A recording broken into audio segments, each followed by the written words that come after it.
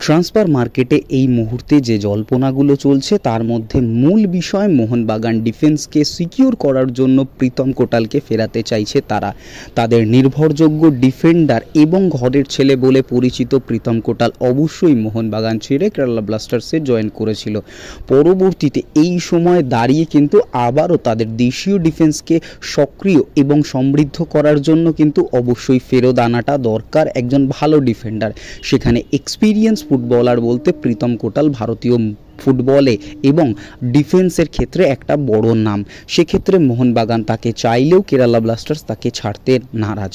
অন্যদিকে দাঁড়িয়ে কেরালা ব্লাস্টার্স যে সোয়াপ ডিল নিয়ে ডিসকাস করছিল মোহনবাগানের সাথে, সেটা কিন্তু তারা চাইছিল যে অভিষেক সূর্যবংশীকে তারা নিতে। তবে মোহনবাগান এই ডিলটায় একেবারেই নারাজ, তারা ছাড়তে চায় না তাদের আগামী দিনের তারকা হয়ে ওঠা ফুটবলার অভিষেক সূর্যবংশীকে। এর মধ্যে তারা গেম টাইম দিতে না পারার জন্য ছেড়ে দিয়েছে কিন্তু কিয়ান নাসিরির মতো একজন ফিউচার সুপারস্টারকে। ডার্বিতে প্রত্যেকেই কিন্তু সুপারস্টার হয়ে ওঠার সুযোগ পান এবং সেখানে দাঁড়িয়ে কিন্তু এই কিয়ান নাসিরি একটা বড় নাম ছিলেন। মোহনবাগান ইস্টবেঙ্গল অর্থাৎ ডার্বি ম্যাচে ইস্টবেঙ্গলের এগেনস্টে তার পারফরমেন্স রাতারাতি তাকে কিন্তু তারকা করে তুলেছিল। তাই অবশ্যই আরও একজন তরুণ মিডফিল্ডারকে ছাড়তে চাইছে না অবশ্যই মোহনবাগান, সেখানে অন্য অপশান খোঁজা চলছে। বাট প্রীতম কোটালের পেছনে মোহনবাগান কিন্তু ডেসপারেটলি রয়েছে।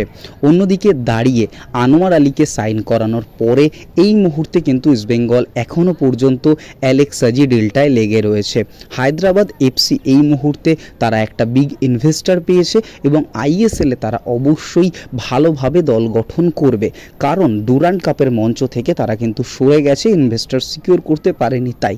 তবে এই মুহূর্তে দাঁড়িয়ে তাদের হাতে ইনভেস্টার আছে, তারা দলটাকে রিবিল্ড করবে এবং সেই সুযোগে ইস্টবেঙ্গল কিন্তু অনেকটা পজিটিভ থেকে নেগেটিভ জায়গায় চলে আসলেও তারা কিন্তু এখনও চাইছে অ্যালেক্স সাজিকে সাইন করাতে। অন্যদিকে দাঁড়িয়ে আজ অনুশীলনে ইস্টবেঙ্গল অনুশীলনে যোগ দিয়েছেন আনোয়ার আলী।